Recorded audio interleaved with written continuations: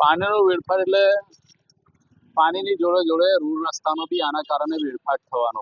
કેમ કે જે રોડ રસ્તા સારા હતા એ આ પાણીને લીધે તૂટવાના છે. કોઈ જોવાનું છે નહીં. છેલ્લા કેટલા 2-3 કલાકથી પાણી આ ગાબડા પડ્યા છે કેનાલમાં 2-3 જગ્યાએ, અને સોસાયટીની આજુબાજુના રસ્તા પર બી પાણી ભરાવા લાગ્યું. રોડ રસ્તાના એમથી ઠેકાણા નતા. બેરે જેમ તેમ કરીને રોડ રસ્તાને ઠીંગડા મારી રહ્યા હતા, અને એમાં પાછું પાણી લાગશે એટલે તૂટી જવાના. કોઈ જવાબદારી જેવું કોઈ વ્યક્તિ કોઈ જોવાનું છે નહીં. અહીંયા સ્થાનિકોનો ફોન આવ્યો મને, એટલે હું અહીંયા આવી ગયો અને જોઈ લીધું કે અહીંયા લીકેજ થયું. કેનાલ ડિપાર્ટમેન્ટને કહેવા માંગુ છું વહેલી તકે આવીને આ ગાબડાઓ રિપેર કરે, તો નહીં તો લોકો સોસાયટીના ઘરો સુધી પાણીનો રેલો જવાનો છે. એના કારણે લોકોને આવવા જવામાં તકલીફ પડી છે. ખાસ કરીને બહેનોને તકલીફ પડી રહી છે. એ અત્યારે સવાર સ્કૂલમાં મેકવા જવાનું છોકરા નાના બાળકોને લઈને, એટલે એ તકલીફ પડી. જો કોઈ પડશે તો કોઈ કેનાલ વિભાગ અહીંયા આવવાનું નથી. એમના ઘરના પૈસાથી દવાખાને જવાનું થશે. ને આ રોડ રસ્તા એટલા ખરાબ હાલતમાં છે, અને ઉપરથી આ પાણી ભરાય એટલે શું કહેવાનું.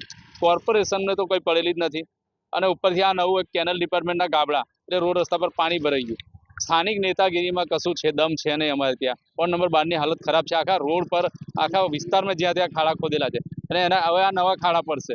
એ વહેલી તકે કેનાલ ડિપાર્ટમેન્ટ આવે ને આ સમસ્યાનું નિવારણ લાવે. કોર્પોરેશન બી કેનાલ ડિપાર્ટમેન્ટને કહીને આ સમસ્યાનું નિવારણ લાવવા માટે ધ્યાન દોરે.